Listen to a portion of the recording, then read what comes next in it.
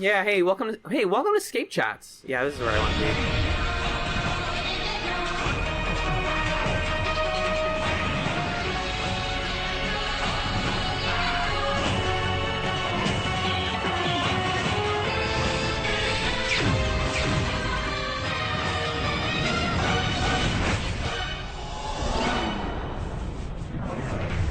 Welcome to ScapeChatz. This is episode 38. I'm Alan, and I'm here with the Bud Abbott to my Lou Costello, Magellan. This week we watched Season 4, Episode 4, Lava is a Many Splendored Thing, and Season 4, Episode 5, Promises. The first episode was written by Michael Miller, directed by Michael Pattinson. Whoa, Michael and Michael, they got issues. And it aired June 28th, in fact, 2002 in the U.S. Home. John, how you doing? I'm good. Also, we're in your home, so... Yes. So everything's extra good. Yeah, it wasn't a hurtful thing for me to say go home. Yeah, I'm just here. Stay here is what I meant. I can do that. The last time we were in my home, everyone was like, "Were you guys drunk?" And so expect that again. I don't know what it is about this house. A house is not a home, but lava's a many splendid thing. Mm-hmm. That's an episode. I liked it. Is what I'm saying. I thought it was okay. So I thought it was fun.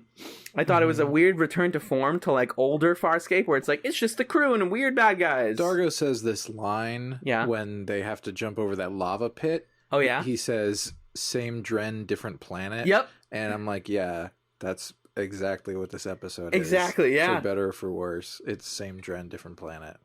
Because it's as simple as we're on a weird planet and there's lava everywhere. Like this, you could really call this the funny lava episode. Like when we recall it, it's like, oh, the weird lava episode. Yeah. And they're on this planet, and they run into some rebels who, this is like a new game that we do, and it's not new because we've done it every episode, where I try to remember the whole plot in one sentence.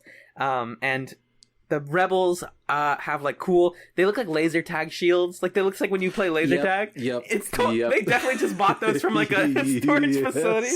That's what they look like. Because it's just like a little cylinder with like straps that go around your body, and it gives you a personal shield. And it's like no, in real life, it's actually probably the hit marker when you play laser tag. I don't know, there's like, oh yeah, and then Rigel gets encased in amber like he's in Jurassic Park. And then they free him from the amber, and John's like, if you shoot me in the arm, then I can get out. And then they get out. And then the main guy gets his head crushed in amber, and then the real, whatever those aliens are called, are like, hey, thanks for killing him. And then they leave on Lola, and they're all like, it's cramped in here. And then Pilot's like, hello? Dargo, I heard you. And you're like, yay! And that's the episode. Cool. All right. So Promises is... Yeah, next up, let's take a break.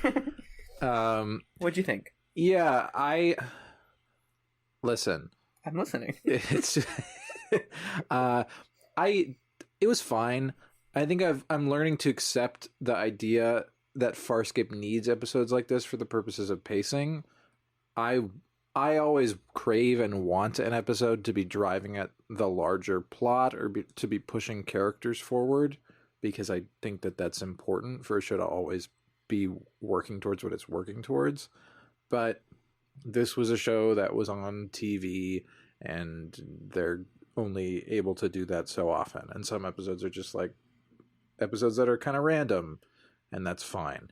And for what it is, I thought it was pretty good. In the pantheon of like, on planet episodes that you're just going to kind of file away or toss out and not really remember necessarily. I thought the dialogue was like really good. Totally. Weirdly, really good. Yeah. In this episode. And I thought the set design was on point. Definitely the coolest looking and most different looking planet that we've been to in a while.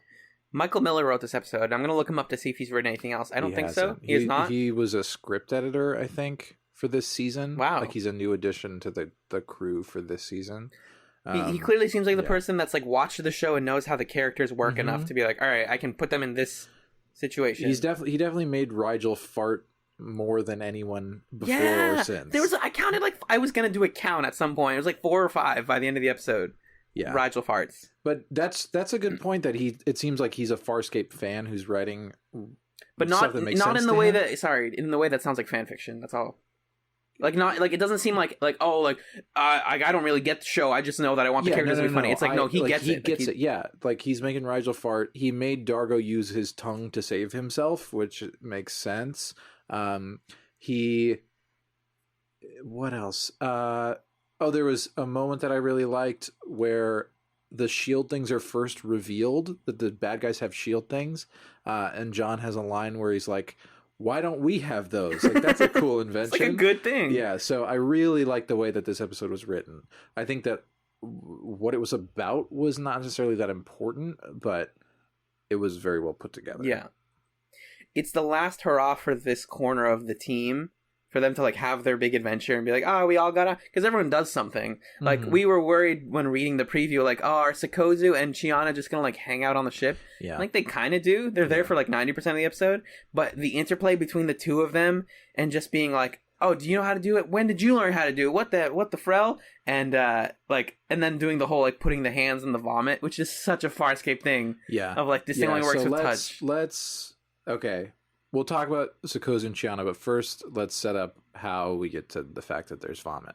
Like, the most Farscape way to land on a planet, which is that everybody was really hungry. Oh, shit, that's the reason they get on the planet, isn't it? And so Naranti pukes up little things for them. Spit.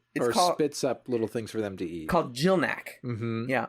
And everybody just eats it. Doesn't ask her where she got it. It's a small room. Like, no one saw her do it. Like, imagine we were, like, in, like, an airport carrier or, like, a small... No, that's the opposite of what I meant to say. Like, a tiny... Or, like in a van or something. Yeah. And someone's like, hey, take this snack. Yeah. And you're like, what? I have a handful of pudding. Yeah, where did you get this? And they're like, oh. But they were very hungry and delirious, so it makes sense that they're desperate. They all ate it. They all ate it. Yum, yum, yum. Very good. Oh, our tummies don't feel so good. We got to go puke on this planet. We need a puke planet. So really fun balance in this episode of absurd Farscape, body humor, like toilet humor, which the show definitely embraces. This is not a show that avoids fart jokes and puke jokes and things like that. Yeah. It revels in it. It revels in it, yeah. So everybody pukes, and then Rigel goes to find a fancy bracelet. John and Dargo and he's like ooh shiny. He basically does like an ooh shiny kind of thing, which is classic Rigel. It's like season 1 throwback. Exactly, Rigel stuff. But with a little bit of a twist where he's kind of like, I don't really need this, or like I was gonna put it back. Yeah. Character development. Yeah, and then they get sealed off inside this underground lava place. Cool. Everybody's down there. Chiana and Sikozu are up here. And they're like, knock, knock, knock, trying to get through. The brilliant idea that Sikozu has is to use Lola's cannons to blow the thing open. Oh, that's why she was... I thought she was just like going to... Oh, okay. That makes perfect sense. Okay. Yeah. And it's like, there's no override sequence. This is bound to Dargo's DNA. Yeah. Where are we going to get some DNA? Cut away back to the other story. And I didn't think puke. I should have thought puke. But I was like, does Chiana have like a locket of his hair hidden away somewhere or something? And then Chiana plunges her hand. First of all, there's a piece of background information that agrees with my sentiments here. She tastes Dargo's puke and is like, yum. You're like, what? Do you remember that? I don't remember that. Like, there are piles of puke. Yeah, I remember that. And Sikozu's like, oh, this must be Dargo's. Yeah. Chiana says, no, that's John's. Uh-huh. This is Dargo's. And it's a much bigger pile of course. Of gelatin. Okay. Chiana dips a finger into it and goes, what the frell? Why would you taste his vomit? No, now I say the words taste vomit, I remember that totally. You're right. Yep. Plunges both of her arms glove deep into the vomit. And uses that. Was she wearing gloves? Yeah, she's always wearing gloves. Oh, you're right. Yeah. Default. And then activates the ship with those gloves. I think I wrote this somewhere. It was like weird to me because Sikozu was like, "Oh my god, why are you so comfortable with that?" And I thought the implication was she was saying like, "Oh, we were in a relationship together. It's fine. I can put my hands in his vomit." I'm like, that's not like. Would you put your hand in your partner's vomit? I don't think so. I don't think you can hit a point where that's like a good thing. Do that. That's gross. There's also, speaking of the scene where Rigel gets stuck, he's freaking out, and Chiana's like, "Oh, it's no good. We can't get him out." And then he's like, "Somebody help me! I'm stuck." And then Dargo's like, we're all stuck. I'm like, whoa. This is like a great line, like amongst a weirdly funny scene, because they are all stuck. Yeah, Dargo had a few moments in this episode where he said pretty funny stuff. Yeah, his lines especially I was having a lot of fun with. And Anthony Simcoe got some nice reaction eye rolls to a few things, which seems to be getting more and more common. Also weird, I don't know. Dargo's voice was weirdly calm. Especially for like kind of a crisis. He's playing it a little lower. Like he's playing it a little lower in the range. Yeah. There was a part later where he was like, what's the like thing you're talking about? Like he said like. I was like, yep. Yeah, how does that translate? Like... Why did that translate like that? How does he have a verbal tick in Luxon? He definitely does. He was like talking more casually. I think that's an intentional script thing. Yeah, like he's just talking because he's mostly talking just to John in this episode, so it makes sense. I think that's another mark that this writer knows how to have fun with Farscape. It's fun to make Dargo funny. Exactly, because Anthony Simcoe has real comedic chops. Yeah, I'm trying to see if I can find the line where Dargo says like, because there's that whole exchange. Yeah, is really works. I will talk about the lava while you look that up. The lava, which is like an essential part of this episode, that it looks good. The thing with lava in real life, if you've ever seen like videos of it, is it looks like weird marshmallowy fluff stuff. Lava, not magma, obviously. And then the way that they accomplished that in this episode, I don't know how they did it set wise, but it kind of looked like they just had a floating blanket that they painted, and it works. Like there's just like something about it that's like, oh, because lava already looks unnatural. That when you see it in this, it's like, oh, and it's also in space, so it doesn't have to look ultra real. But I was like, that's good lava. Yeah, it was very good lava.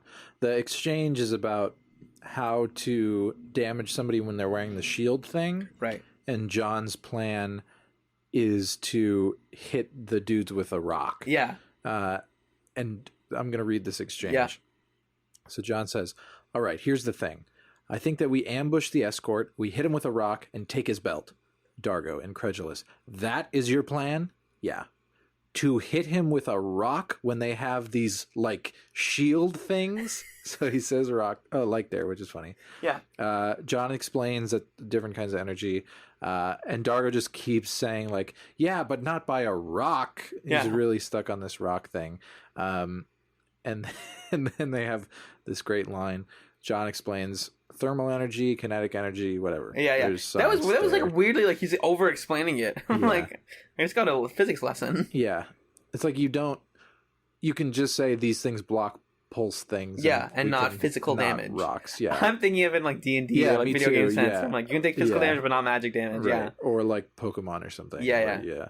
And Dargo says, okay, I'm with you. I just have one small little question. Who is Lou Costello?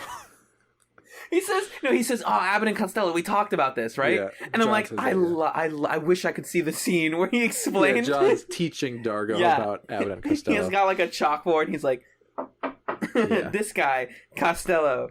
I was actually... Del Close, in like big letters. So I listen to podcasts on my Kindle, and I have an app on my Kindle that's like old-time radio stuff. Oh, yeah. And it's like... The last thing I was listening to was Abbott and Costello. Oh, yeah?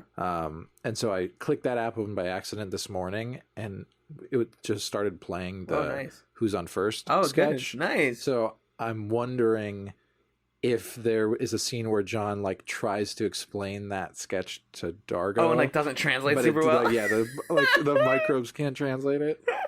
That's, like, a next-level version of that idea. That's like ultimate translator microbes also. You just can't translate English wordplay. Yeah.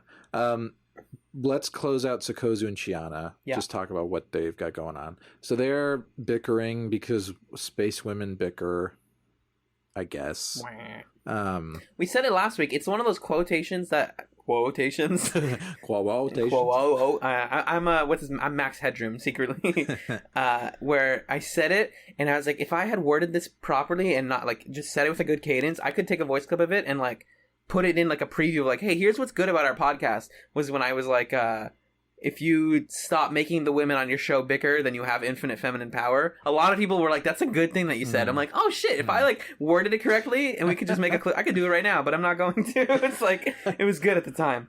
But it's true. Like, seriously, Yeah. if you can just make them work together, which they do by the end, but they gotta have those weird, like, growing pains, I guess. I don't know. I mean, I don't know if it's a marker of the time and we should be more lenient. Right. It's a question of to what standard do we hold art as we move farther back in time, in the sense of, like, they should have done it this way. I think no matter what, we can have a critical standard of, like, going forward, learning from this, we should create at this new standard. Yeah.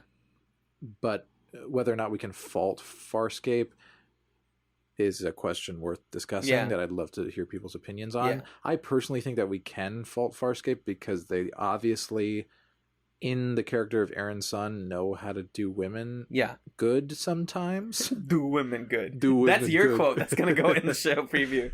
They know how to do women good. Oh, hey. Hey. It's like a line that Dargo would say in, like, another alternate Earth episode fantasy. They do women good. Hey, I do women good now, John. John's like, I thought you'd do me. It's the gay universe. It's the one I it's wrote. the real universe. It's the real time. Yeah, but it's like, why do Chiana and Sakozu have to argue the whole time? So, in regards to your first point regarding, like, can art be critiqued on what we think of as now, I think that all art inherently should be at least somewhat timeless. Like, there should be an element of, like, you can take into account, like, hey, Breakfast at Tiffany's was made in the 50s. It doesn't make it okay that, what's his face, like, the Asian stereotype character. I can't tell you that's fine. Just because it was fine at the time, I can't be like, whatever. Yeah. It's not. Right. And, like, when it comes to stuff like writing women, it's like, we definitely got better, and people learn from the future. And I think if they make a Farscape movie, which they should, like, in the modern day, then they'll clearly have learned from that, even if it's the same writer or whatever. Mm-hmm. But it's just, like... And then regarding your question of, like, why are they fighting? It's mostly because they are very opposite personalities. Right. Like Jewel and Chiana were. That's true. Okay, first point first. I wonder if the notion of, like, us getting better at writing women or writing people of different backgrounds is phantasmic, like, because there's always this desire to create or construct a narrative of progress in art. And I wonder if, like, it's more so a narrative of creators not listening to people setting good examples of these things, because I'm sure you could look back before Farscape and there are plenty of examples of shows or movies or Star Trek books that are, like, writing women in a way that tends towards cooperation more often than competition. Conflict, and I'm not saying it's universally bad for female characters to argue. Of course not. Because people argue. That's conflict. Happens, but it just seems that the default state of any two female characters on this show is for them to argue with each other. And to not trust each other. Yeah. Maybe that's just a function of the fact that there aren't a lot of female characters right now, I guess. So Aeryn's son hasn't ever really had that kind of a relationship with another female character. Zahn didn't really. Like, Zahn was a very trusting person and people liked her. I think it happens a lot with Chiana and with other people. Chiana and Jewel, there was a clash. Chiana and Sakozu, there's this clash. So maybe it's a function of, like, I don't know, like, they're filling similar roles. Maybe that's what's going on. They're two, like, young-ish female characters. Headstrong, Yeah. But then it still raises the question of why is the default for them to fight for territory instead of for them to, like, team up and be cool. I don't know. And then the John and Dargo clash and fight a lot, so maybe there isn't a double standard and this show just has characters that fight a lot.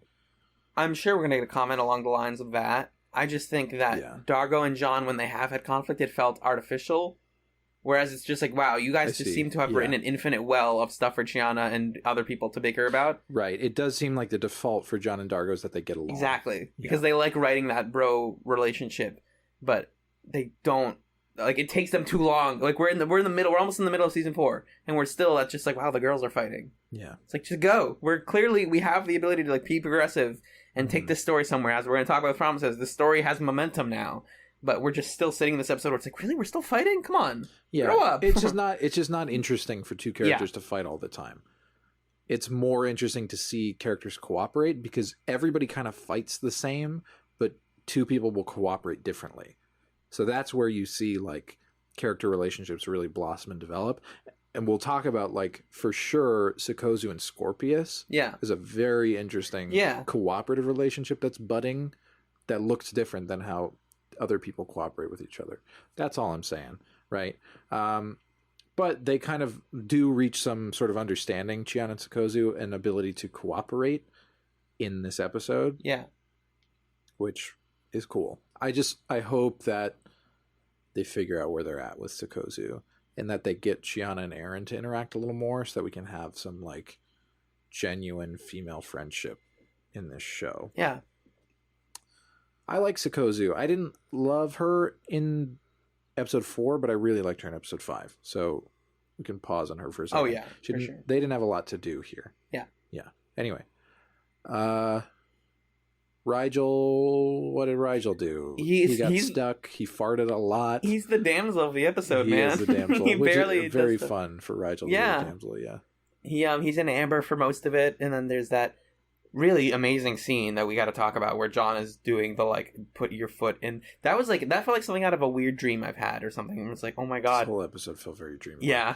I was just like, if I put my foot in this, I'm gonna die. But like, I need to shoot myself in the hand. But what? Like, which appendage? Like, Dargo's like, which appendage are you willing to lose? Like, can you just spare one? And John's like, no. Like, and then later he just does like his pinky, and you're like, something about this is really scary, like making me tight. And like the belt starts beeping when he's in the lava, and I'm like, okay, realistically, if you were close to that lava, you would burn up. That's how that works. He only gets hurt when he touches it, but whatever. It's a TV show. My other thing is, it would burn you if it was still on you when the thing wore off. Yeah. Yeah. Doesn't he like go deep, like he just submerges himself in it? Yeah. And when he comes back out, maybe it protected him when he went in, but there's still lava on him that would burn him when the belt turns off. It's not like, even if it was like water, some of it would have stuck to you. Yeah. And been like, they play with the lava mechanics so much in this episode. Like, when the bad guy who I in my notes looks like a Daft Punk reject. Like, he's got like a weird, like, cool helmet. What did he look like? He looked like something specific. It's kind of like an alien look, but it's not that. Like, I feel like there's a villain in something else that looks like that. If I pull up a picture of him, will you be able to start considering that? No, because I have a pure image of him in my mind. Oh, okay. Right. That's the part that's vivid. Not the answer is not vivid. Yeah. No, but when he's like torturing them and he just has a bucket of lava and it's like, I'm gonna flick lava at you to hurt you, and you're like, that's awesome. That's like really cool. Yeah. It's conceptually like. And then later he gives one of his minions that, and he's like, throw this on them if they act up. And he's like, just gives them a bucket. He looked like a Power Rangers villain. Yeah, that like synthetic material that they do a lot of Power Rangers villains out of. Yeah, totally. So it made the episode feel kind of cheesy. Yeah, that he's the main villain, and his name? Very villainous. Rakeen? Yeah. Raheen? I just kept thinking of Rakeel. I kept thinking of Radio Raheem, the rapper, because that's where my brain goes. But I didn't like him that much. He wasn't the best. No. He's kind of nothing. Didn't like him. He only got interesting when later the other people of his race were like, hey, that guy betrayed us all. And I'm like, wait, I didn't see any of that. Okay, all right. Yeah. It's like backstory filling, basically. There's not a ton else I want to talk about in this episode necessarily, except for the belly dancing scene.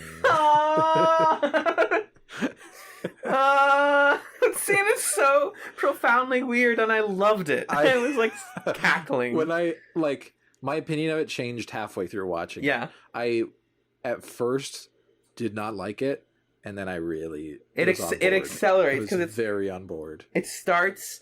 And we're talking about the scene where Naranti is like trying to trick the guards so that Dargo and John can like do the rock thing. Mm-hmm. And so she like puts on a glamour or like puts like powder in the air and says like, don't breathe it in. So when the bad guys come through, it's a glamour that makes her look like a super sexy belly dancer of their race. Yep. Which is cool. Yeah. And she's doing like a belly dance striptease for them.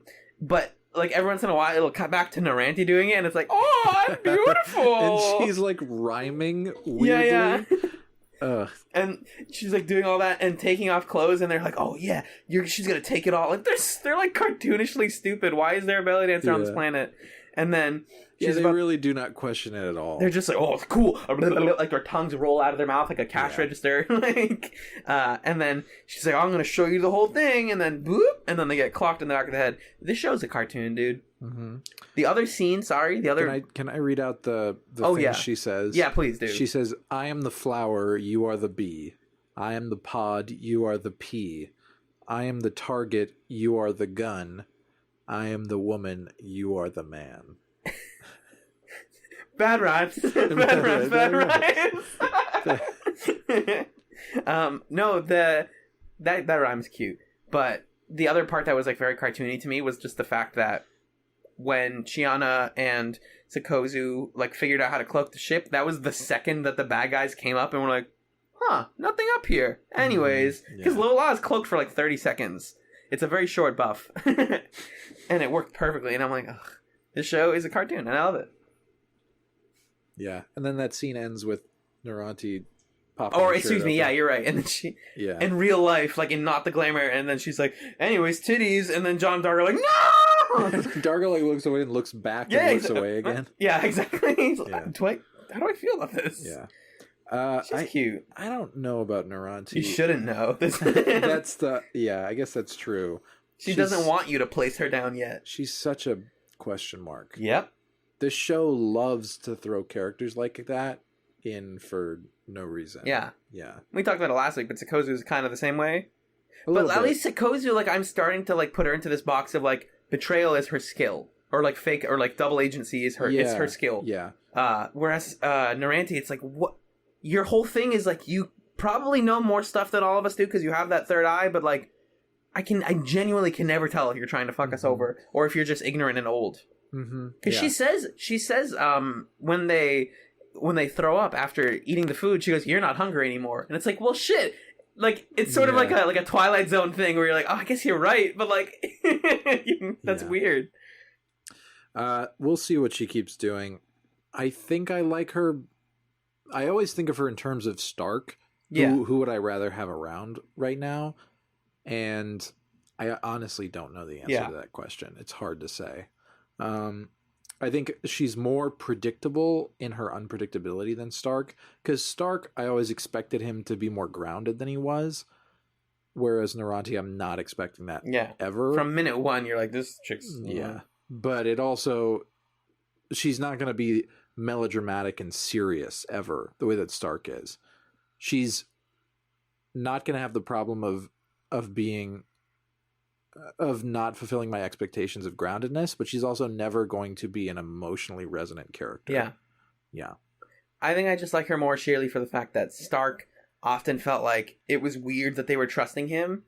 Just like, and it wasn't because I thought he was going to be like do a heel turn at some point, but it was because I was like, I wouldn't give him a gun. Like when in the Aeryn son in The Choice, when they give him a gun, I'm like, you guys messed up. Like, what are you doing? Whereas with Naranti, it's like, oh, just like don't give her too much credence, and they don't. Like, just to talk about Naranti for a second, when her and John and Dargo are like going through the lava, and she's like, I'm sorry, I'm really sorry, I messed you guys up. Anyways, and falls asleep.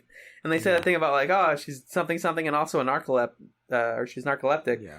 And then they're like, we need to get over. I loved that. We need to get over the lava thing. And their solution to get her over is Dargo's like, all right. Just throws her, and she's still asleep when she gets to the other side. I'm like, damn. First of all, it's a good nap. Second of all, Dargo's jacked. The thing about her character for me right now is that she is an example on this show of television's rampant ageism. I feel like there's never an old character in a show that isn't constantly referred to as old man or old woman. Or granny. Yeah. Like, you can't have an old character without every other character repeatedly saying how old they are. Yeah. There's even, like, the part later where they capture her, and John's like, oh, that's my grandma. Sorry. Oh, grandma, you old coot. And you're like, it's becoming like it's a trope. And it's like, Someone give us good examples of older characters that are respectful. I'm sure they exist. There's not a lot Rigel's of them. gotten past. Rigel's very old, but he's also not... I don't know. He's not labeled as an old character. He's labeled as a royal character. Yeah. So it's kind of a different thing. His age isn't the factor when they define him, basically. I guess they do refer to him as like Dominar. That comes up a lot. But again, that's his royal status. That's not his age. Yeah. It just, I feel like it happens a lot in television where older characters are constantly reminded of their age. Yeah. Yeah. So that's that. I had one other thing. Oh, did you know the actor, whichever term, I'm going to say actor, the actor who plays Naranti, played the old Luxon woman who Dargo turned into a young woman and then had sex with. Oh, isn't that like season 2, episode 1 or whatever? Early season 2? Episode 2, I think. Yes. Yeah. Yep. I feel like someone mentioned that and they were like, it was someone in the Reddit comments was like, hey, remember I said this many months ago? It was foreshadowing that she's going to come back later. And I read that in a Moyabag maybe. That person's listening right now like, guys, come on. But yeah, that's totally, yeah. Yeah. She's been around. She's also in stuff now. Melissa Jaffer is the actress's name. Melissa Jaffer. Mad Max Fury Road was one of her latest things. Very good movie. Very good role in that movie, actually. Very funny. She's been in other things. But yeah, she's doing work. Still kicking. I think that... Oh, I have notes. I have the rest of my notes. Yeah, real what briefly, do you got there? if you want to just go through these. They're really callous with Narandi's life, like we talked about. She put his hands in vomit so she could pilot... Oh, sorry. A lot of these are just like, what the fuck? Seeing boobs, laser tag shields, flicking lava. Oh, Harvey came back real briefly during the scene where John was doing that. Yeah, the lava suit. Or yeah, whatever. I love Wayne Pigram is just because he has to wear the Harvey or the Scorpius outfit and then has to wear all these costumes. Yeah. It's like it must be just exhausting every day. But it's so fun. I know. It's got to be so fun to have that role. There was another... Oh, I was going to say the two most fun things to film in this episode were everything involving Harvey and vomiting. Vomiting must be so fun to film. Maybe. Or you're just going... like you're just getting to play the voice a lot. But yeah, he's definitely just like putting on costumes and like putting on a show, which is kind of this show in a nutshell. And then... oh yeah, there's a brief moment at the end where everybody was like starting to beat up the alien people. And... John was fighting the main guy, and then Dargo was fighting like some side dude, and he like threw his head into lava. The dude's like head, like the neck singed off, and his head like rolled and like got near John, and he was like lift. It went down like an elevator. And he's like lift going down. I'm like, when did Dargo become Arnold Schwarzenegger in the 80s? It's like very eyes to see you, that kind of thing. I was like, geez. Oh, they were called the Tarkins. That was the name of the race, so I made a lot of Grand Moff Tarkin jokes. Yeah. And then, yeah, the last scene got me real good. Because this episode, like you said, didn't feel like it was going to be super, like, main plot relevant. And at the very end, they're like, oh, wait, main plot. You're like, oh, shit. Mm-hmm. Like, you, like, got up from a nap, and you're like, wait, where are we? Yes, good. And it was so touching to see everybody's reactions to Pilot's message. And to know that they genuinely do love each other and want to find each other again. That's what I love. Yeah. And then that's what makes the second episode so sad. But before we get to that, let's talk background information. Okay. Lonnie Tupu makes his first appearance as Pilot since the end of season 3. I was like, wait, was he one of the aliens? Yeah, he was that. I really hope that... I don't know how, but I'd love to see like a dream of Crace. I forgot his name. Oh. I just want to see Lonnie Tupu as I want that braid. Again. I need that braid again. Yeah. The belly dancer's design was inspired by the iconic gray aliens. Dave Elsey felt that it was time that they made an appearance. What? Like the stereotypical hey, here's what aliens look like? Yeah. She looked nothing like that. Yeah. Not even vaguely. Where are you getting that from? I don't know what that means. Thanks, Dave. Though we don't see it, Jim Henson's Creature Shop added huge tufts of armpit hair on Naranti. That's what Crichton and Dargo are reacting to. Glimpses can be caught of Naranti's wide shots. What? So they just said she actually the character has armpit hair and that's why they were like, ugh. Yeah. Okay. As opposed to her boobs. Well, it did seem weird to me that she was stripping in real life because it's like your glamour is supposed to do that, but why did you have to do it? Okay, yeah, sure. Whatever. I think it's funnier if it's her boobs. Yeah. It's cheeky. Cheeky. Both Melissa Jaffer and Christina Ramone performed to a tune Guy Gross had composed and recorded prior to filming. He replaced the music in the final cut with a piece that better complemented the editing of the episode. Referring to the belly dancing. Yeah. That was the music, and that was weird. It was. Yeah. Yeah. John Adam, who played Rakil, had previously played Bakesh. All right, Mr. Adam, I see you're on your resume. Bakesh and Rakil. He's like, yes, those are my two highlights. Like with that character, he was nearly blind in the costume.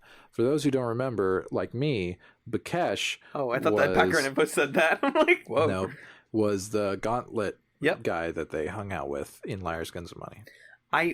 If you say the names of the characters that were in Liar's Guns and Money, I remember all of them because we talked about. Didn't we record that episode twice or something? I definitely have a vivid memory of all of those names. Production designer Tim Ferrier. Is it Ferrier? Ferrier? Could be both. Yeah, it's both. And his team built all of the sets for this episode, complete with flowing lava. He described this as one of the toughest episodes for him and his department. Yeah, I can understand that. Oh, yeah. It seems tough. I was excited. I thought that was going to say what the lava was. Oh, no. Mm. For the sequence in which Rigel was encased in amber, the Jim Henson Creature Shop created an amber liquid which would look realistic on film, but was easier to use than actual amber. If you look closely, it kind of looks like a plastic bag filled with orange juice that they just they froze it so the bag wouldn't congeal. Mm-hmm. That's it does look a little odd. Yeah. This episode reveals Sikozi's ability to go long periods of time without food. It also reveals that Chiana is apparently able to somehow identify Dargo's vomit by taste. I love the attitude of that piece of background info. Yeah, it's a little bit of sass. You shouldn't know what your partner's vomit tasted like. Yeah. Unless you're into that, actually. Yeah, whatever. Who knows? Sikozu breaks a Farscape tradition by uttering damn and damn it as curses, rather than uttering one of the substitute words usually given to alien characters, i.e. Frel, Yachts, etc. Dren is usually the... Dren, yeah. This isn't necessarily a continuity breach, as it calls back to Crichton Kicks, in which Sikozu learns English from Crichton. In all likelihood, the character is actually speaking to herself in English in this scene. In parentheses, if someone were to hear her without the translator microbes. Whoa. The wiki just weirdly got into our talk. Yeah. Don't step on our words, wiki.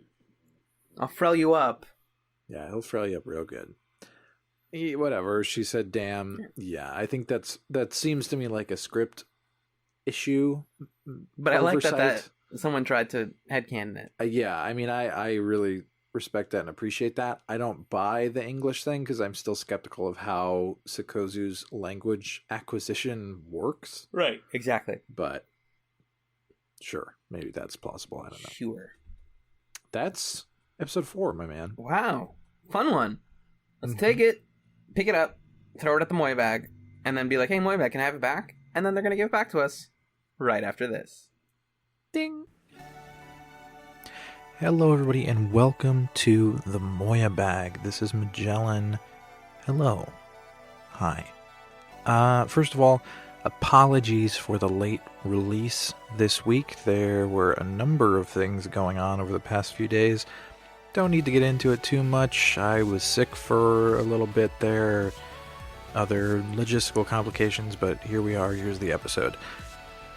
There was some question on Reddit, and I'll get to other Reddit stuff, but there was a question on Reddit about when episodes usually come out and what we're aiming for, and that is 9 a.m. Eastern Time on Thursdays, just so that's square with everybody.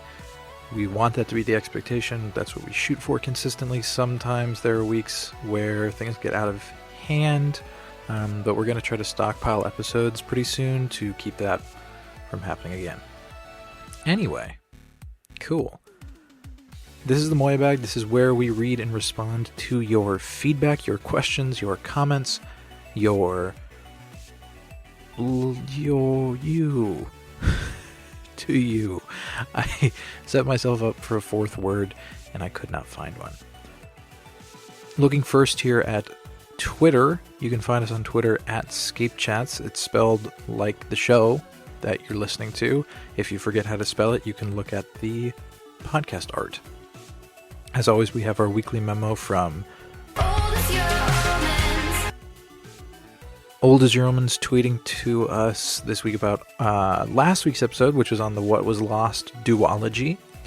I'm just going to read this first part verbatim because it emotionally, I think, sums up how to properly feel about these two episodes. Omen says, I do not care. I just do not fucking care. I'm sorry, I'm going to censor you, Omens. I do not care. I just do not frilling care.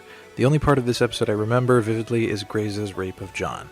I did not rewatch it in full. It's literally a blank spot in my memory of this show. I miss Aeryn, but I like the fact that there's more Jewel people from the half hour I did see. Yeah. That's a pretty accurate summary of those two episodes. Omens goes on to have some thoughts about us and our comments, saying that we're not going to get the mythic origin story of Farscape that I was a little interested in but also worried about. Not going to be a thing. Whew. But we do find out how Sebaceans and humans look so similar. Interesting. Omens thinks that Grayza is garbage and says that rape isn't John's thing of the season, it's a side thing. So I guess that will kind of unravel, and I'm happy about that's not the thing of the season. Although that said, I still hope that it's treated well. I don't know.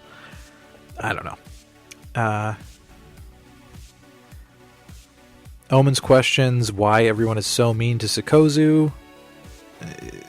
That's a great question that goes on and on. Owen says she's basically a conglomerate of the crappiest parts of Aeryn, Chiana, and Jewel. And Jewel is gone. That said, I'm starting to like Sikozu a little bit more. I think we'll talk about that. I just watched the episodes that we're going to be discussing next week and then the week after that, and I'm warming to Sikozu and her position in the show, but I do agree that she's this character that everybody hates for really no reason at all. Scorpius Braca is dead. Fuck. Actually, maybe not. But Braca is totally Grayza's lapdog. Yep, sad. Wah. I'm crying.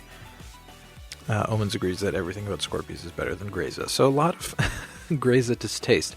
I wonder if that's a widespread opinion. I'd love to hear people's thoughts. I'm sure that will pop up again when Grayza returns later in the season. But yeah, well, I'm not crazy about her. And Omens isn't crazy about her. Again, curious to see what everybody thinks.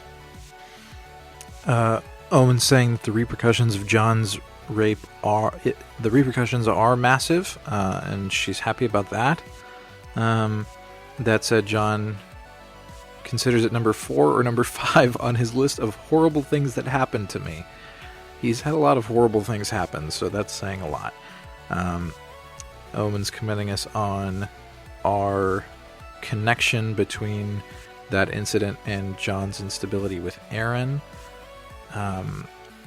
And I guess those repercussions are going to be not so fun.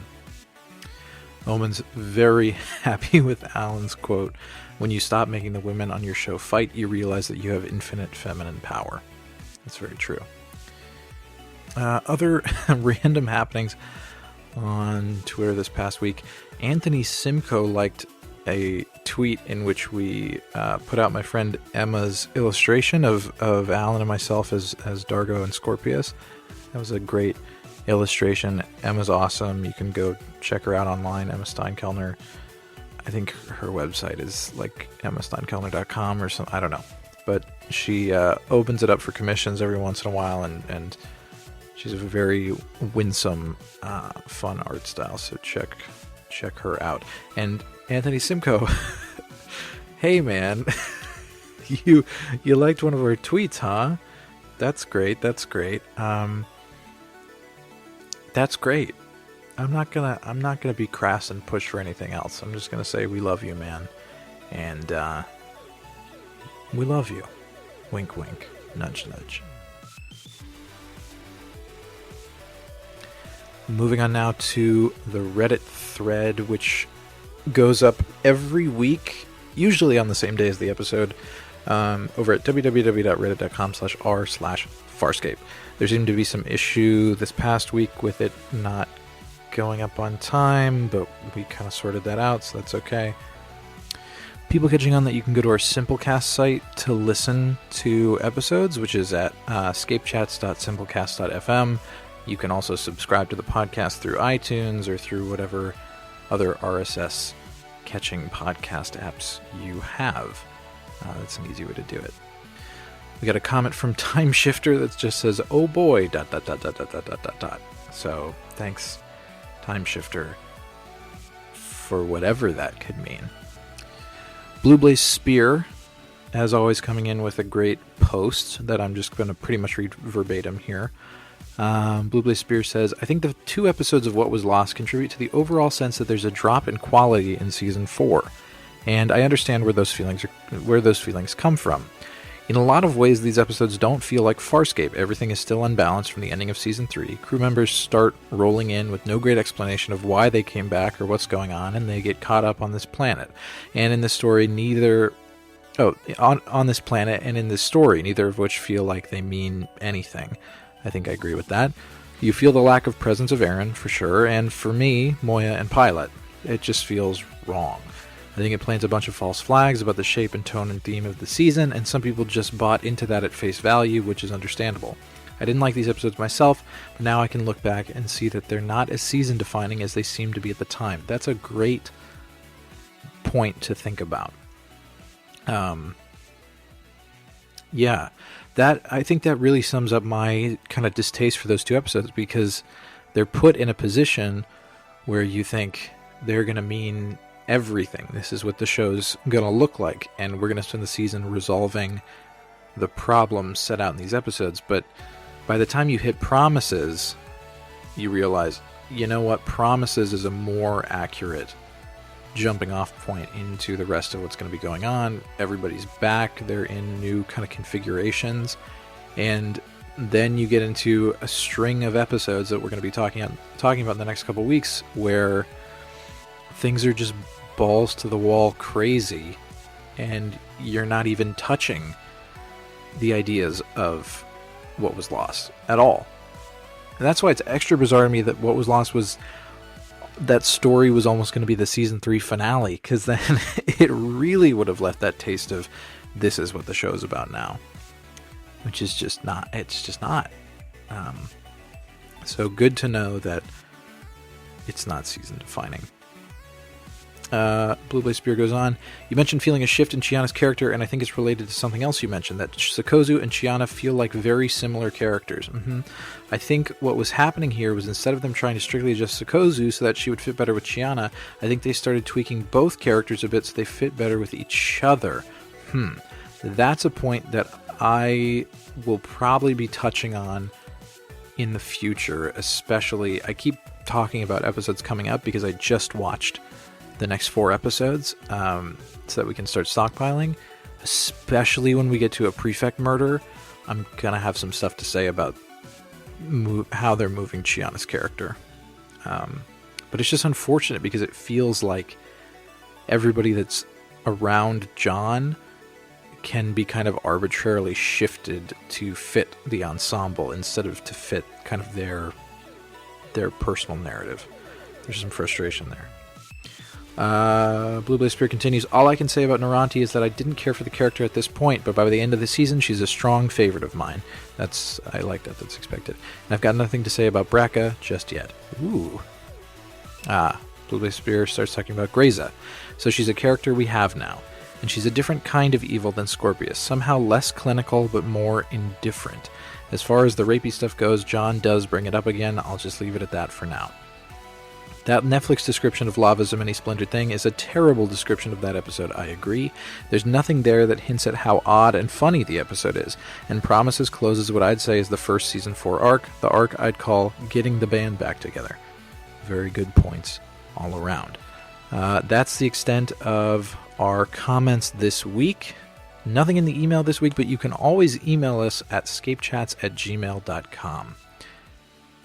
That's all we have for this time. Again, apologies for the lateness of the episode, but hope that you enjoy it, and please listen on for a discussion of Promises.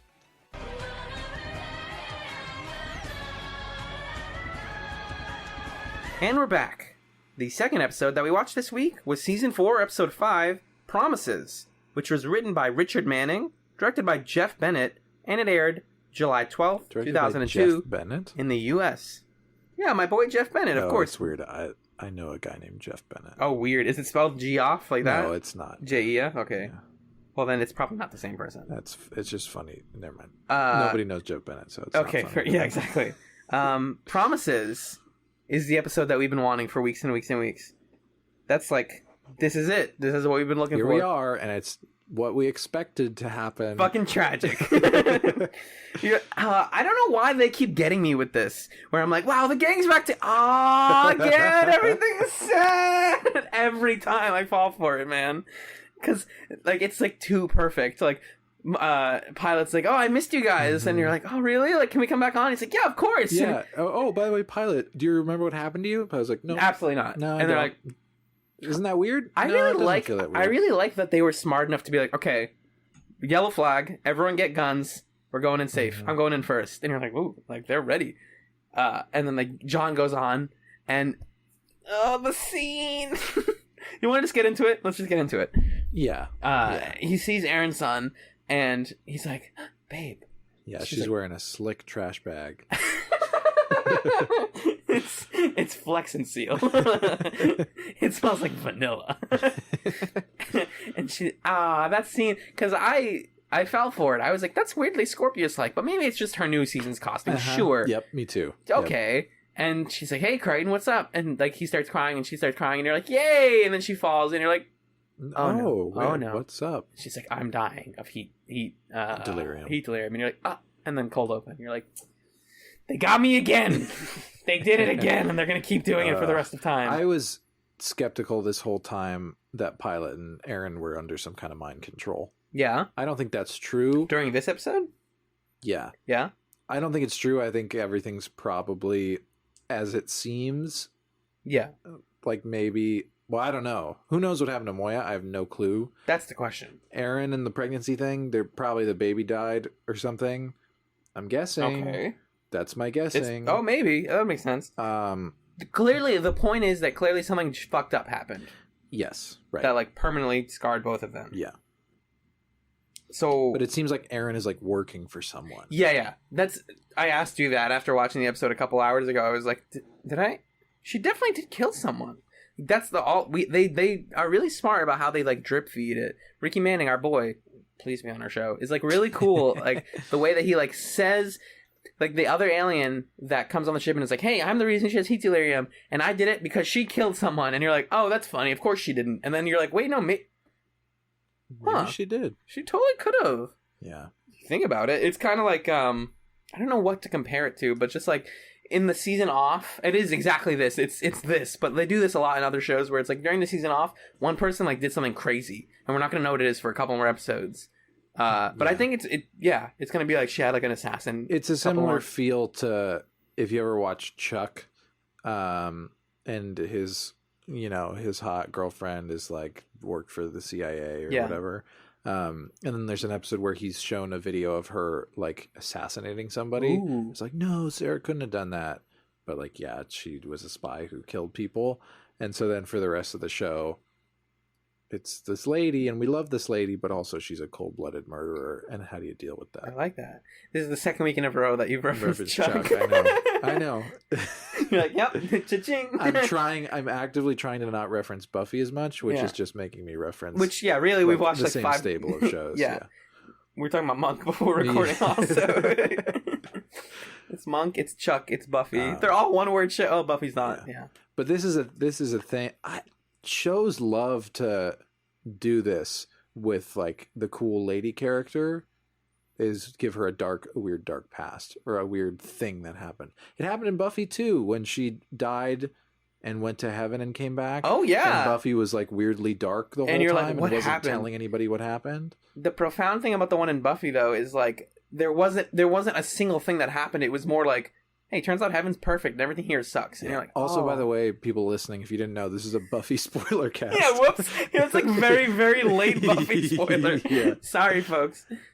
She dies like 11 times on the show. Like, I'm sorry if you said Buffy dies. Yeah. But yeah. But yeah. We keep saying, but yeah. But yeah.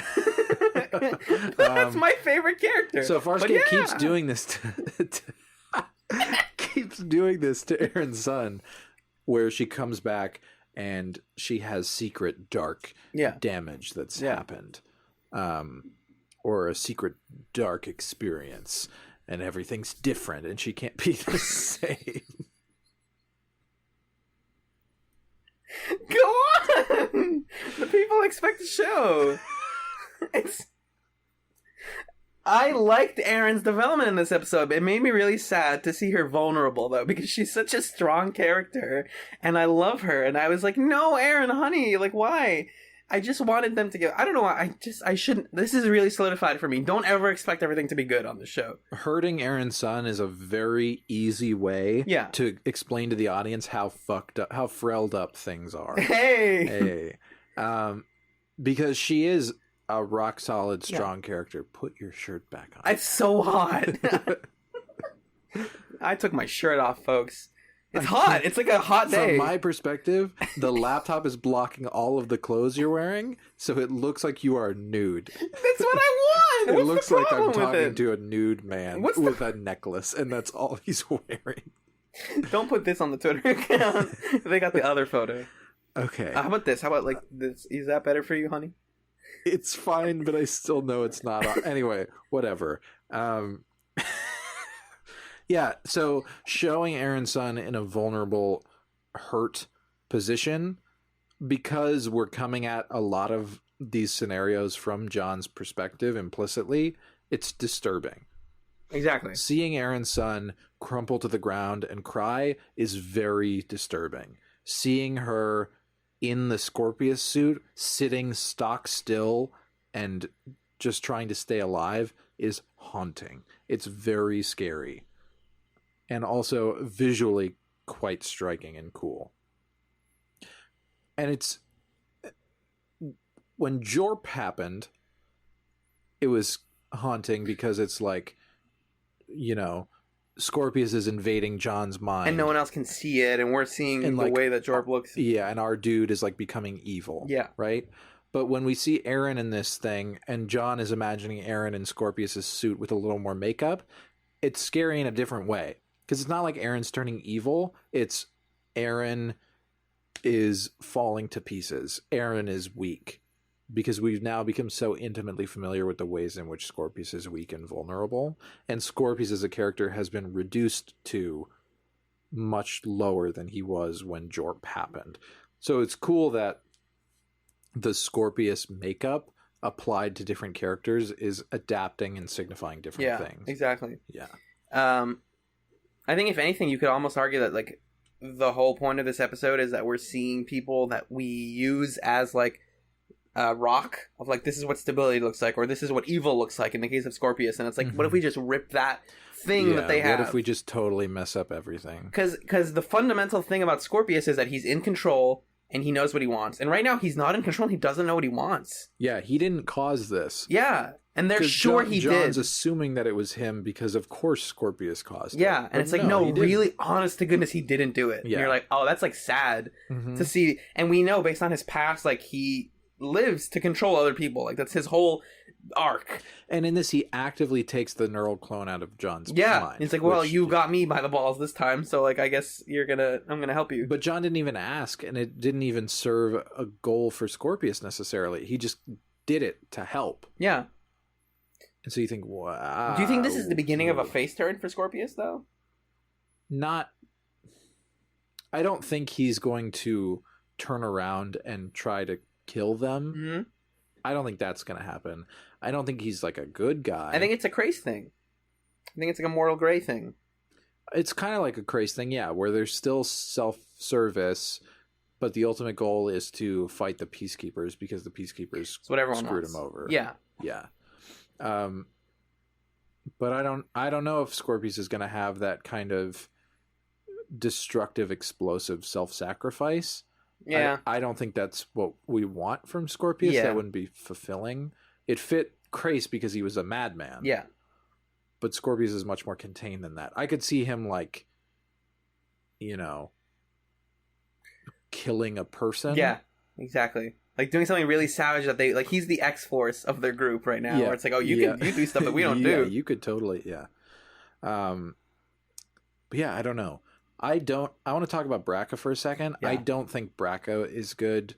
I think our whole dream from last episode Yeah, is not no, gonna I don't be actually true. either. I think he might still be working for Scorpius at some point. I don't think You don't think so either? I think the implication was that tall guy is working for Scorpius. Oh, the guy Tall- who's like, I'm the best pilot, and Yeah. it's like your and dude. he's like, don't use the missile. It's a bad idea. Oh yeah, totally. Mhm. I'm interested in seeing that. I thought, we're talking about Braca then. Yeah, we need to let's talk about the that. deleted scene. Yeah, so we kind of talked about it last episode. We but hadn't seen it when we recorded the last episode. We've Yeah. now both seen it. They should not have cut that Nope, scene. that's a necessary scene. So important. Because not only does it explain... First of all, it shows that Scorpius survived. It doesn't show how. Yeah. Whatever. Yeah. He probably got off the command carrier at some point. Like he wised up. Yep. And he evacuated. Yeah. He's there. It shows that Braca's getting a little too big for his britches. Uh-huh. His breech braxes. Braca. Bratches. So easy. And then Grayza takes advantage of that. Yeah, it shows Grayza's back. All very important things to show us Yeah. in episode 1 of this season because it sets up everything that happens in episode 2. Right. It also explains how they knew to go to the planet in episode 2. Yeah. Because they're like, we found these guys here. Yeah. It's totally necessary. We need all of that information. I'm sure there were parts of the like stupid ghost dog in Crichton Kicks that we could have cut out and done this instead. Anamanaguchi can get their work somewhere in another episode. Yeah. Anyway, but we've seen it. It's in also if people want to find it, it's in the description of the last episode, the link Yeah, to it, and go I talked about watch it, it. and I talked about it in the Moyabag, so I Yeah. summarized it there. So Yeah, super necessary. Seeing it makes the Braca stuff a little more acceptable. It's still pretty sudden to me that he's made this shift, but it kind of makes sense. yeah, Because Scorpius did lose a huge command carrier, Yeah. and Braca put so much faith into him, and he's failed. So Braca's like, you know what? You're not my dad anymore. I hate you. He's with Grayza now. yes, she's my mom. I liked Braca in this episode a lot. Yeah, I did not like him in the other two. I liked him in this one a lot. Yeah. Because he yelled, which is like I don't feel like Yeah. I see Braca yell a lot. we're seeing a lot of flavor from Braca. Yeah, Because Some when he was spice. when he was with Scorpius, the way to get by was to be cool. to be a consummate peacekeeper. Mm-hmm. But with Grayza, he's got to be a little cruel and a little hot-headed to impress her. Yeah, and he's even like he still isn't even there yet. Because at the end of the episode, when the other woman is like, I promised I gave the right coordinates, and he's like, go to detention block, and Grace is like, no, that's too easy. Go to the fucking Aurora chair, and you're like, damn, Yeah. throwing it down from both of them. Because you're like, oh, Braca's like willing to just like no second chances, and Grace's like, not only no second chances, we're gonna torture the shit out of her just because she messed up, and she technically didn't even mess up. Like that was like a big like Braca's making plays and Grace's making bigger plays, kind of scene. So I like Braca a lot, and that move of him saying, "You know what? I'm going to pilot it myself." Oh yeah, was really telling. Yeah, that the missile, right? Yeah, yeah, that he's got a lot to prove. Yeah, and it's a cooler way to see Braca. It was really awesome to see Braca as Scorpius' lapdog, willing to do anything, like following him to the ends of the earth. Yeah, but now Braca is untethered from that and has to make a name for himself. Yeah, and he's becoming a much more interesting character. Maybe Braca's doing... I'm telling some of my eyes right now like I just saw a vision of the future. Maybe Braca is trying to find out where he belongs in the universe, like everyone else on this show. Hey now, you're an all-star. Get your grades, go play. I still think Scorpius is going to kill him. Ooh, I like it. I think that's his I was going to say what if he kills Scorpius, but hilarious. That wouldn't be fun. No. Yeah, so that's Braca, and he's got his pals and the Peacekeepers. Grayza, whatever. Savage as usual. Yeah. I like Grayza as kind of the, like, Alexander the Great's mom figure, where she's the powerful woman manipulating the man to do the work for her. Yep. The, like, groundwork. The woman behind the man behind the throne. Yeah. It's a Run the Jewels lyric that I messed up, but anyways. I like her in that position. It's where it's a good place to put a peacekeeper at. She's not like, again, Scorpius was sending out people to do horrible things and making horrible things happen, but not actively going out on his own and doing those horrible things. And it's like Grace is kind of doing that same thing, but in like an even more manipulative way. Yeah. Seeing her do the sexual torture stuff is not, I don't like that. Yeah. Yeah. I don't get a lot from that. Because we already know that the Peacekeepers are like that. And it's like, it doesn't teach us anything about who they are or who she is. Puppet mastering looking different than Scorpius is engaging. Yeah. I want to see a little more of that. If we have to have Grayza, which I have misgivings about. Okay, whatever. Yeah. What else happens in the episode? Because there's a whole, like, basically the whole plot on the planet. Yeah. Or not on the planet, on the ship. On the ship. So here's how it goes. Yeah. We come back to Moya. Aeryn's son's here. She's dying of heat delirium. Something happened. She can't tell John what it is. She made a promise to someone that she wouldn't tell John how she got the heat delirium. She can't tell John about like what happened to the baby, which we find out about in the final scene. Yeah. He has some offhanded line about her being pregnant. That last scene's amazing, actually. Yeah, it's very heartbreaking. Yeah, just to talk about the last scene for a second. Because it's like, yeah, these two people are talking to each other as if they've like broken up years ago. And it's been years since they've seen each other. And she's coming at it with the attitude of, oh, we can flirt and have fun and things can be okay. And he's just upset. Right. And and we see the real tension and sorrow that's still there and still has to be worked through for a long time. Exactly. And from a metatextual perspective, it's like reminding us of the earlier season scenes at the end of episodes where it's like John and Aeryn are like, wow, everything's crazy. Yeah. But it's so much more sad here. Yeah. Because instead of them being like, wow, everything's crazy, we're fine though, it's like about just them. And it's about them being like, we're not okay. Like there's a difference between what we know and what, like, I don't know everything. You're not telling me everything. Well, and it's a direct parallel to the scene. Where she's like, "Are you okay?" And he's like, "Yeah, I'm fine." Are you talking about that? I'm talking about the one in the crazy jealousy episode that Ben Browder wrote. Oh, what was that one called? Yeah, it's like season 3 with her and Grace and three of them. And it ended the with Green-Eyed Monster. Yeah, of course, jealousy. It ended with Aeryn and John in the room on Talon looking at the stars. Yeah. Right? And John was describing his maps and like what the different stars look what like. the stars are, and like he had names that star Aeryn because it's like his guiding thing. And then in this scene, he's looking out into space and she's like, I can find the line. But she's like, what do you see? And he's like, oh, nothing really. Yeah. And it's like, well, nothing in particular. Nothing in particular. Right. And then so they're just not talking. There's that heart is gone, or like that like emotional connection. Yeah. She says, "I'd like to stay," and he says, "Well, I'm sure Moya would be happy with that." Which we're going to talk about that whole thing.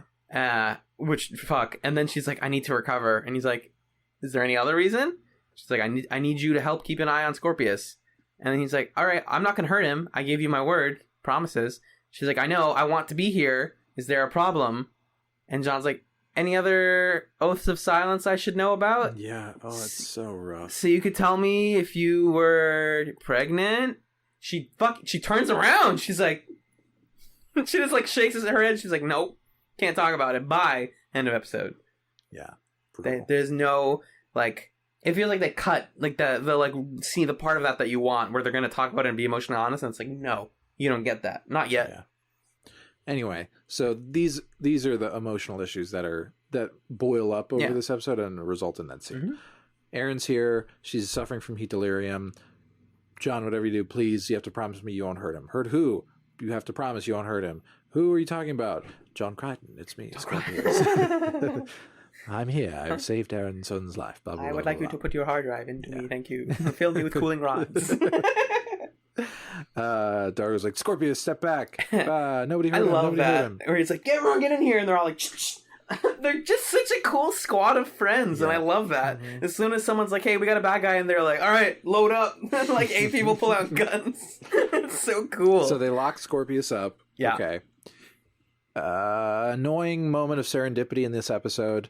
Aeryn is sitting on the medical table with her cooling suit on. Yeah. Turns around. There's that brief shot where John imagines the rod in her head instead of on the side of her head.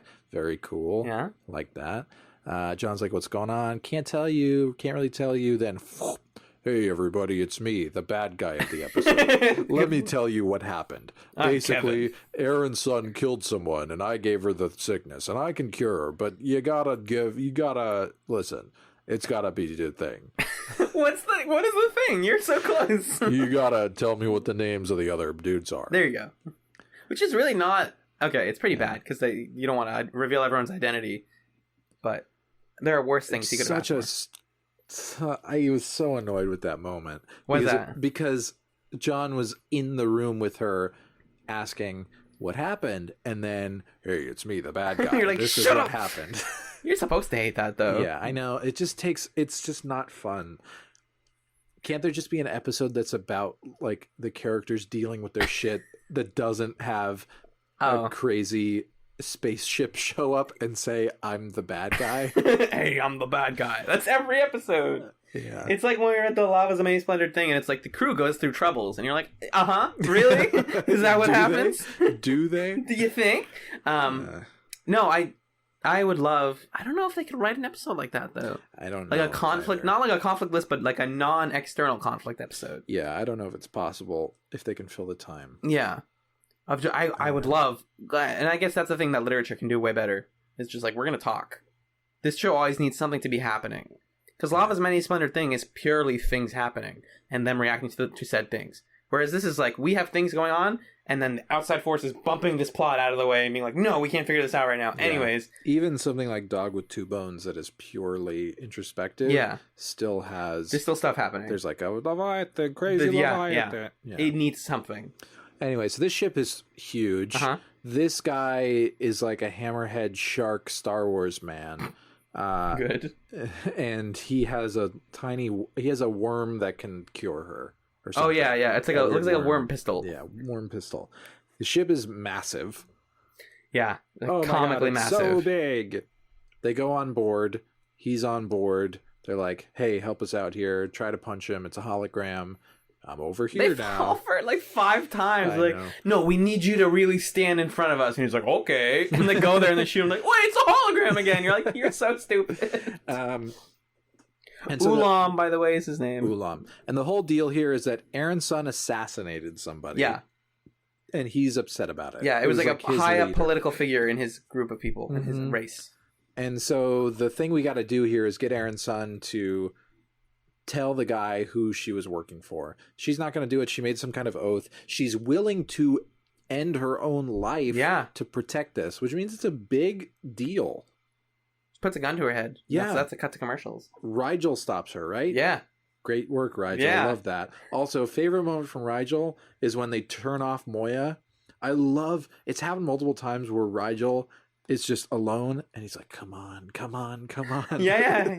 You can do it. You're like, yeah, Rigel's got stakes in the game. Yeah, very charming to see Rigel in those private moments. Yeah. Like, come on, Moya. Come on. Yeah. So Aeryn's ready to kill herself over this whole thing. And we don't know what's going on. The guy just tells us that she assassinated some dude. We don't really believe it, but Aeryn says that, yeah, she did it. It definitely happened. And then this all culminates with crazy plan of the episode, which is they find out, Sikozu finds out that this ship doesn't make any sense. Because it doesn't seem like it has as much mass as it's supposed to. Yeah. So it's probably a big hologram projection. Probably is what's happening. And the one room that they were in was theoretically the whole ship. That's what that was. Yeah. Oh. I've been reading Gem and the Holograms lately, which is like the comic book based on the 80s cartoon. And do you know what the premise of Gem and the Holograms is? No, I do not. It's a band, and the main girl is like, I'm nervous in front of people. And so she gets like these earrings that let her project a hologram of this girl, Gem, who's like super cool pop star. Mm-hmm. And so people are like, wow, Gem's cool, you're not. And then that's like the conflict. And just explain the whole thing to you. But it's that same thing of like, you're just a normal thing, except it's a ship and not a cute girl. But I didn't pick up on that at all. That's actually really interesting. So that's what's going on. Okay. And then when they show up and beat up those 2 dudes. Yep. Those are like the only other 2 dudes on the whole ship. Shit. Yeah, that's kind of cool. That's the thing. Aeryn confronts this dude, almost kills him. They find him like hung up by tendrils in a secret room with the orb. Very Wizard of Oz. Yes. Where they just like knock a wall down, or like the like hologram bops, and he's like, "Oh, it's me the whole time. I'm the bad guy." No, he's more like, "I'm the bad guy." Yeah. And so then Bracca's on his way. Boop, boop, boop. They use the hologram to project a fake Moya, which, thanks to Sikozu, she's a Leviathan expert. Yep. Which I guess they're going to keep using as an important fact. I dig it. And then they get away. Whoosh. Great. And then the bad guys shoot. I don't know why the hologram blew up. Like, why did it, if it's just like light? Well, there was a ship. Oh, they're shooting the room, like the one room ship. Oh, okay, that makes perfect sense then. And then the Peacekeepers are like, no, we missed it. And then the other ones, they starburst out of the way. I'm not going to debate the mechanics of that, but they totally saw both. And it's like, you had one shot. I guess because you had one shot. Like, why not just like send gunners after it? Oh, but now it's starbursted. So that's why I'm not really. I feel like they shouldn't have fallen for this trap. Yeah, because exactly. Bracca's like, oh, one of them's dead. That must be a decoy. Yeah. And you're like, no, but that's probably how that works. Is it's actually not the decoy, you dum-dum. They're probably a step ahead of you there, big guy. Speaking of Peacekeepers, let's not talk about Peacekeepers. Let's talk about Scarens. I want to talk about Sikozu and Scorpius real briefly. Oh, yeah. They have some back and forth. Their whole thing, their Whedon test, is they both are sneaky. And everyone hates them. Yes. And everyone's like, are you... They speak Scaren to each other. Yeah. Which was like, maybe not the first time we've heard Scaren, but it was like really cool conversational Scaren. Mm-hmm. And it sounded German to me, which I liked. There was aspects of it that were like Ich ein kind of stuff. Yeah. And I'm like, whoa. It's like appropriate, I guess. You know, the Scaren Peacekeeper is not the same thing, but they speak some Scaren to each other. And she's actually still on Team Moya, right? Like she wasn't trying to betray them.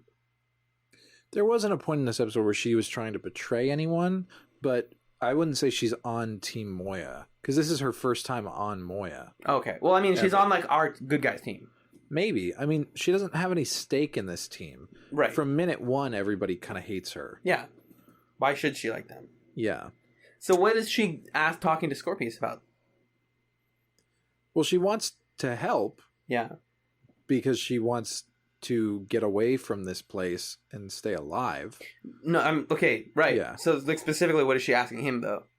Like, what's the conversation about? I'm just, for clarification purposes, I'm wondering. I think she's talking about how like people don't like her. Oh, it's not like they're making plans or anything.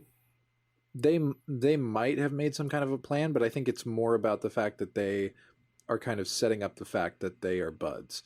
And then I think separate from everyone else. It's like, okay. And then I think she helps him make the little like adrenaline shot thing that takes the neural clone out of John's head. Okay. Yeah. So why does he take the neural clone out of John's head? Good question. I don't know. He's trying to help. I think it maybe is to prove that he's not trying to fuck them over. It's like, if I can do this, I'm probably working for you. Which, that scene was nice. Because John's like, it's gone. He says, like, it's gone. And I'm like, he's taking the remnant out. Which is interesting because when he took the chip out, that was a huge deal. That was like a season-spanning huge deal. Yeah. And now it's like, I forgot that the remnant was a big deal because it hasn't really harmed him. It's just kind of been like giving him like suspicious device. Like a symbiotic relationship. Yeah, it hasn't been actively bad for him. So when they took it out, it's like, it's almost to me, I don't really know how to describe it in like psychological terms, but like if someone took a problem out of your everyday life that you're like, I didn't even know that, or like they just made one part of your life like infinitely easier, and you're like, oh shit, I don't even have to think about that anymore. This is nice. Yeah. Like John's like suddenly mentally a lot more free, which he needs because he's got a lot of going on and he needs that space in his head. Yeah. For Aeryn problems. But we're going to miss Harvey. Exactly. Those costumes and everything. Yeah, totally. Mm-hmm. Scorpius can't wear those costumes, unfortunately, but yeah, Harvey's gone. Yeah, we've had 2 seasons of Harvey. Yeah. 2 seasons of Harvey is my favorite show starring, who's the guy Steve Harvey. Yes. High five. But they went out with a very cool set of Harvey sequences. Oh yeah, with like the flashes of all the different, where like right before he gets taken out, what's happening there? Like him in the suit stuff, the like cool. Oh, the Reservoir Dogs thing. Tarantino-y You're not talking about right then when he gets taken out. You're talking about like this episode. in general Harvey. across this episode, but also the scene where they're in the big warehouse. Yeah. Okay. And then John like shoots him in the head. Yes, that's the one. It was very cool. I liked the... Was that what they were going for? Was Reservoir Dogs? I think so. I think that sort of vibe. Because he had an accent in that. Yeah. Which was like, what accent are you his going for? physicality was really cool. Yeah. He's like kind of way more moving. But yeah, those were always good throughout the episode. And I liked that. It was kind of like a last hurrah. Like no more roller coasters, no more like on the beach. It's just like two men wearing suits. Yeah. At its core, that's what the Harvey John relationship was. It's like, we're just going to talk about some shit. And he says you should kill Scorpius. Right? He's like, you should probably kill him. You should think about it. Yeah. Just like, well, he says that at the beginning at least. Where they're like on the ship and Aeryn's like, please promise me you won't kill Scorpius. And then Harvey's like, you should probably do it. Yeah. Because again, he doesn't have any stake in the game. So why does he care if you kill him or not? Right. And there's that moment where John's walking down the hall and he and Harvey are fighting in his mind. And for a second, it seems like Harvey tries to take a little control and make him move a different way. Mm-hmm.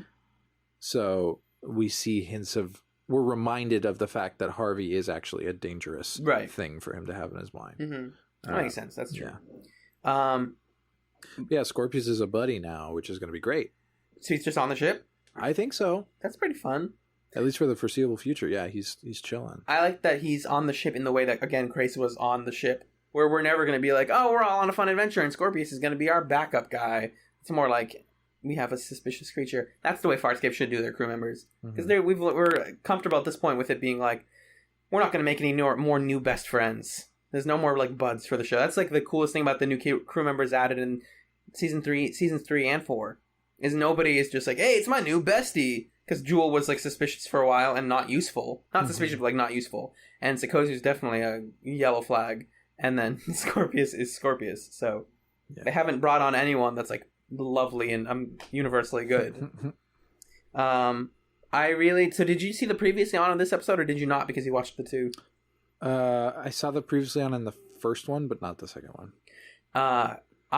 It's fast forwarded for me and then I watched it back because I've started to realize, especially with this show and a lot of this type of show, like a lot of dramas do this, where the previously on will tell you what's going to be coming back. Yeah. Because it's not always like, hey, here's what happened last episode. It's like, here's an important thing from 2 seasons ago that we want you to know. Because they showed the shield in the previously on. Like, the shield from Lava's Mace. It's a part of their plan. Yeah, and I was like, oh, I guess the shield's going to get used again. And then it was, because they have Aeryn come in and then she gets shot. And she's like, ow, not really. She's wearing, like, the cape. And then she doesn't actually get killed. So I said that. And then... I liked the Grayza line when she sends the girl to the Aurora chair, and the delivery of it's really good. Mm-hmm. She says, just take a seat. I'll be with you shortly. And I was like, that is the creepiest way to deliver a completely neutral line. It's like, just something terrifying about that. There's a question here about, like, John. Basically, Scorpius says, John, you can either take, because he says, I know where Earth is. That's a big reveal in this episode also. Yep, that's why Scorpius, we need to keep him around. Yeah. Because he can help John. He says, did you write it down? Sorry. Well, I just wrote, he says, like, you have 2 options. You can either kill me and, eradicate the knowledge. Or I can, you have their info to Earth. And I was like, my thought was, why doesn't he take the info and then kill Scorpius? So no one else can have it. I mean, Scorpius is smart enough that he wouldn't tell him. Give it, yeah. He'd probably be like, you have to take me with you. And I can show you on the way.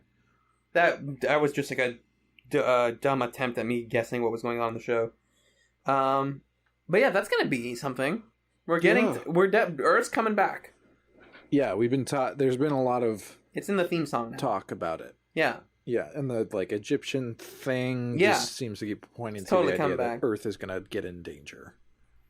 Danger, Will Robinson. Wow, we both did the same exact. Someone said, I now miss Jewel more than ever. And I was like, oh, yay! Yeah. Someone else does. Oh, that was Pilot, right? It was, yeah. Oh, yeah. Oh, dude. Pilot and Chiana in this episode were very cute. That's exactly what I thought it was, like, really incredibly well written. Because, like we talk about, her problem with other women is, like, they're always in conflict. But, like, with her and the people that she cares about, like Pilot and Moya, it's like there's no stronger very bond. Loving, yeah. Yeah, it's very, like, I want to find that whole scene. Because she's talking about, like, trust... And, like, what it's like to have missed you so much. And it's like, oh, my God. She said it feels like coming home. Yeah, exactly. And then he has that great line, which I didn't even consider that this was a big deal. But she's like, what do you, like, what's the situation with us? Like, can we stay here? And he's like, yeah, you can totally stay here. I don't want to take orders from all of you anymore. Yep.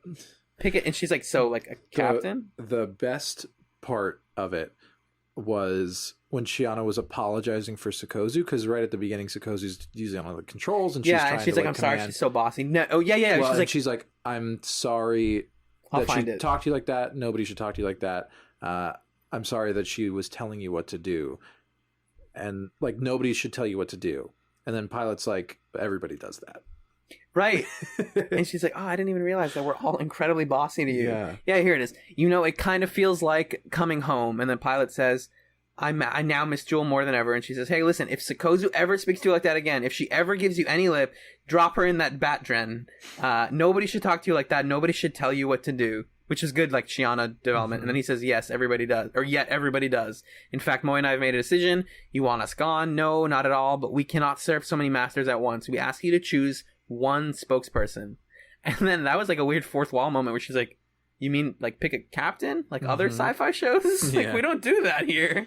And he's like, yes, a single voice for us to follow. And then she's just like, we'll do a vote. We'll, like, draw straws, I guess. I don't know. You're like, oh, man. Yeah. It's going to be Aeryn. I want it to be Aeryn. You think it's going to be John? I mean, cinematically, it faded to a shot of Moy and then faded to John. Yeah. So it's kind of like, you're telling me that it's John. Right. It could be Chiana, which would be cool. Ooh, yeah. That'd be a cool thing. The thing is, like, if this was seasons 1 or 2, it would absolutely be Aeryn. No, it would be. You would think it would be John, but Aeryn was like the one who clearly had that relationship with Pilot and Moya. Maybe, but Pilot always calls John Commander. Crichton and Commander, yeah. But and whenever they calls anybody else that. Whenever they have diplomatic relationships in the early seasons, he is the guy who's in front. Yeah. So he's been established. I know the show is going to pick him. Pilot has always had that expectation that one person is in charge, and then things got out of control. Yeah. Yeah. So someone's going to be the captain. Yeah. I guess John's probably going to be the captain. Which is exciting. This is what I'm saying. Like, Promises is totally an episode about being like, oh shit, we're going places. Like, there's pieces being laid out. There's a lot of stuff in like a very economic and smart way. And then the last scene of the episode we already talked about, where Aeryn and John are like, this is complicated. Yeah. Season 4 is weird. It's really weird. I like it so far. Weird, I'm like interested in the way that it's weird. I'm just happy we're past what was lost, because I felt like if that's going to be the tone of the season, then I'm done. Yeah. Or we're never going to be done, but like I will not enjoy this as much. And then Lava is actually, honestly, I was like, oh, thank God, this is Farscape. They're still good. Yeah, the way that season 4 is feeling right now is season 3 kind of could have been the end. Yeah. Not the last moment where it's like she's pregnant and she's gone. Everything before that. But like ending with the command carrier blowing up. That could have been the end of the show. Yeah. And then season 4 is saying, but if we kept going, maybe we'd do this. You know what I think is interesting about season 4 is the realization that the stuff that's been plaguing them for 3 whole seasons now is actually, in the grand scheme of things, very small. Yeah. So they've been like, oh my God, Scorpius, oh my God, the neuroclone. And then it's like the very, very last minutes of season 3 are like, wait a minute. There's still the whole Peacekeeper Scaran conflict. And they're like, oh shit, we have to handle this. Also Earth. Like it's like they zoomed out the map and realized like, oh my God. And that's why Greyza exists. Right. She is a much higher tier of Peacekeeper than Scorpius ever was. And so it's like raising the stakes in the way that is like really interesting. Mm-hmm. But I'm excited for more. Me too. I want to watch more of it. Can we do it later? I think we'll hold out for another episode or 2, yeah. But not yet.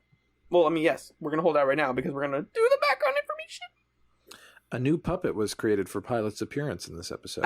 I looked for it. I didn't see a huge difference. About his neck looked a little different. Maybe. Also, I think facially, it seems like he can do a little more. Oh, yeah. There were, a little subtle. There were moments of facial expression that seemed new. Yeah. Claudia Black's Scorpius costume was specifically designed for her, except with foam earpieces rather than the plastic ones Wayne Pigram used. After she had her life cast made to create the mask, Dave Elsey told her that she was the only person who smiled throughout the process. Oh, that's very Claudia Black. That's cute. One of the background aliens was played by set supervisor Safety Bob, who enjoyed playing an alien from time to time. Where that even? Hey, I'm Bob. I like playing aliens. They're like, Bob, you literally weren't on long enough to be credited as an extra. He's like, but can I put it on my resume? They're like, Bob, just put the costume on, man. He's like, yay. I love the idea that some weeks he's like, yeah, I'd love to. And some weeks he's like, I'm not feeling it. Maybe next time. The Slug Gun was created by Elsie and his team at the Jim Henson Creature Shop when an injection mechanism was required that did not look like a syringe. Elsie enjoyed the challenge of creating something part biological, part mechanical. The problem is that it didn't immediately look like it did what it did. Yeah. It's like a weird gun. Yeah. The Reservoir Dogs-inspired scenes between John and Harvey were filmed in the corridors between the stages of the Farscape studios. That's a cool hallway. Yeah, it's a fun place to film, probably also. Yeah. Andrew Prouse had been trying to get Jeff Bennett to direct a Farscape episode for some time before this episode. So he hadn't directed one before. Right. Yep. Right. But what, has he worked on the show before? I don't know. I guess he just knew him. I'm going to look him up on IMDb, but I don't know what that's going to yield. According to the Farscape wiki, he will go on to direct A Prefect Murder, Mental as Anything, and We're So Screwed Fetal Attraction. So he's going to direct more episodes. But this is the first one he's Before directed. This, G off, Bennett. it looks like he just does a lot of TV directing, like Australian TV, probably. Yeah, like a lot of shows I don't recognize, but a ton of TV. Oh, okay. Yeah, it's pretty good. Yeah, and he's still directing TV stuff. Oh, good.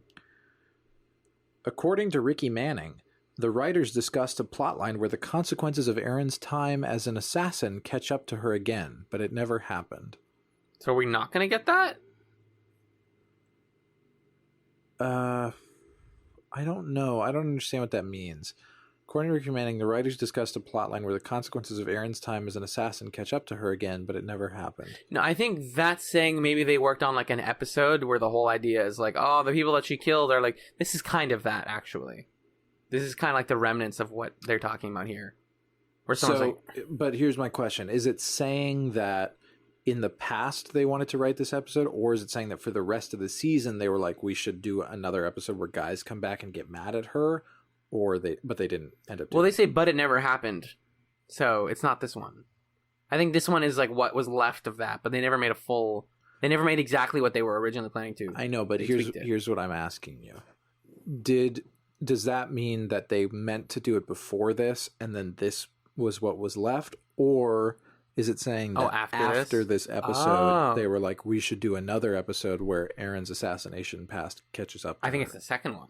Yes, I think it is. That makes more sense. I'm fine with that as long as we... Because like they set it up in this one, they're like, oh, maybe later we should do one, and they never had time to do it. As long as we get a discussion of why she was doing that, yeah. I'm fine. We really need that. Yeah. I'm sure they're going to tell us, but yeah.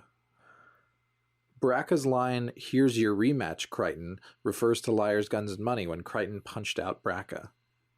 Nice. That was back when Bracca was a punchline. Hey. Oh my god, I'm sorry. Footage of Talon is reused for the montage where Sikozu uses the Lucaithian ship's neural interface. Oh yeah, she like jams her hand in that sphere and she's like, I can feel all the goop. Yep. It's like when Aeryn got Talon, except it didn't hurt as much and she's not permanently bonded to it. Yeah. So that's that episode, man. I promise you that I enjoyed it. I was going to try and hit the wall and make a loud noise with my water bottle. I missed. Oh, this was fun. Magellan.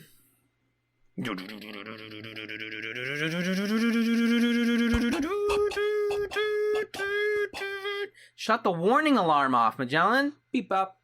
Thank you. Welcome to Planet Netflix. Planet Netflix. Dargo. And Danisimgo. And Danisimgo. I'll go say try table. Sorry. All right. Do people don't listen to us pre-recording, so most of that's not. No, we've talked about it before. They get it. Those things were all in the episode. Okay, great. All right. For next week, we're watching 2 episodes, and strap in. Kokura, strap in. Kokura, strap in. Oh, my son. Hey, 1812 was in this episode. He was for like 1 second. Yeah. But there was a cue moment where John was like, you know what to do in case things go south. Play nice with the other kids, is what he said, yeah. And yeah, you know what to do. Next week, we're watching 2 episodes. Season 4, Episode 6, Natural Election. Crichton predicts a wormhole's appearance, but a space plant captures... Sorry. Every time. That's Zahn. Zahn's back. But a space plant captures the Leviathan. An attack only succeeds in sending the plant into Moya. Okay. Is a plant on Moya? Okay. Season 4, Episode 7, John Quixote. Oh, I'm excited. Gianna and Crichton are sucked into a game world ruled by a virtual Stark. To escape, they must battle friends and enemies in fantastic guises. Okay. I know nothing about that episode except everybody wanted to be a guest on it, and we said no. This is We're for doing us. this for me and my friend Magellan, and for you to listen to and be very nice in the comments. Speaking of the comments, let's get to those. In that, we're going to tell you how to leave them and not read them. That was earlier. Let's do some housekeeping. You can follow ScapeChatz on Twitter at ScapeChatz. You can also email us, ScapeChatz@gmail.com. And we have a ScapeChatz Tumblr, which is ScapeChatz.tumblr.com. And if you want to follow us personally, I'm at Alan Ibrahim on Twitter. That's ALLENIBRAHIM. Magellan. You can find me on Twitter at JustAFluke. That's JUSTAPFLUKE. Wonderful. Delightful. Magnificent. ScapeChatz. This has been episode 38. Thank you for listening. And we've been ScapeChatz, finding our way home.